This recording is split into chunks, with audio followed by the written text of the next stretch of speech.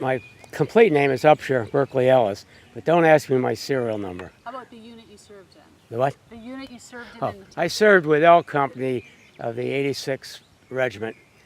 I was one of the original members. Dates of service? Excuse me? What were your dates of service? Well, I served from 29 of March, 43, to about the 18th of September of 46. Okay. Cut. Let's go. Okay. Rolling? Yep. Okay. Tell me about something memorable that you remember about Camp Hale. Well, the thing I remember about that was it was a beautiful camp, but it was cold, a lot of snow, and the training was vigorous. I can say that because later I served with flatland infantry outfits, and the training was nothing like the training at Camp Hale.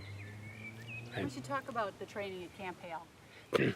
Well, at first, of course, they gave us basic training. That wasn't too bad.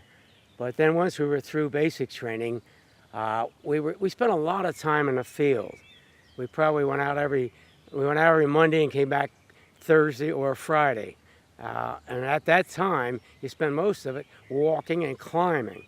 And then later when the snows came, you were going out on your skis, and you weren't skiing downhill. You were marching, you were climbing on skis. And the worst part of it was the rucksack. It was heavy. When they sing 90 pounds of rucksack, they weren't kidding, because you had everything you needed for a week, maybe 2 weeks. And that used to, the rack used to cut into your hips, believe me. So that by the time you were finished during the day, you were tired. You slept very quickly. How do you get in shape for something like that? Well, fortunately, most of us were young, 18, 19, 20. In my case, and many in my company, we were college students.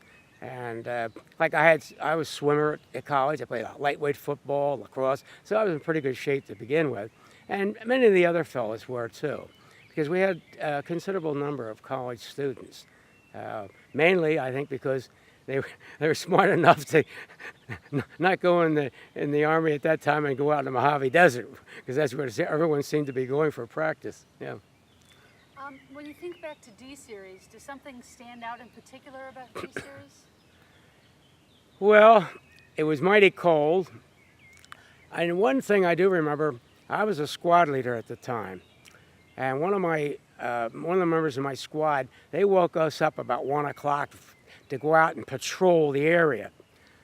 Well, we started out, and it was very icy. The snow was frozen, and we were going along. Oh, great, we could ski. And all of a sudden, he stopped about 10 feet in front of me.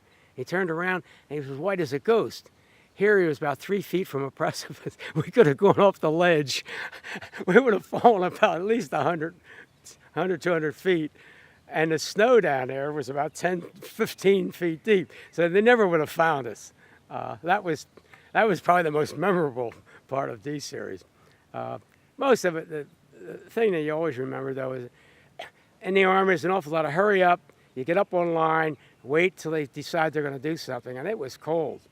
And you'd hear people standing around, especially at night, if you're standing out there in the trees or someplace, you hear click, click, the click of the boots together, and they keep their feet warm.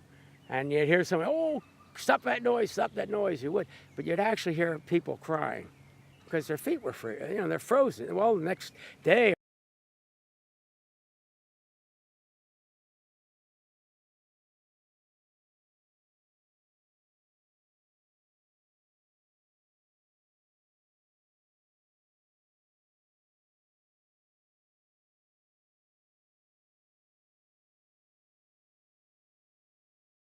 and I said, I had enough.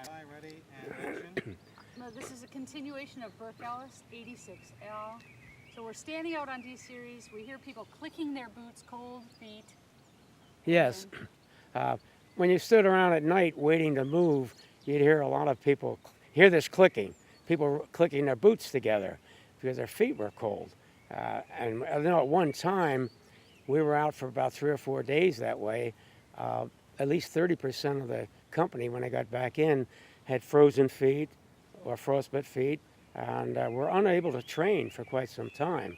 The other thing I always remember too, you actually would hear people crying because the feet were so cold and so, I mean, it's just painful. Even even if they weren't frozen, it was just painful. Yeah. Okay, cut. Much better. All right. Better? Yep.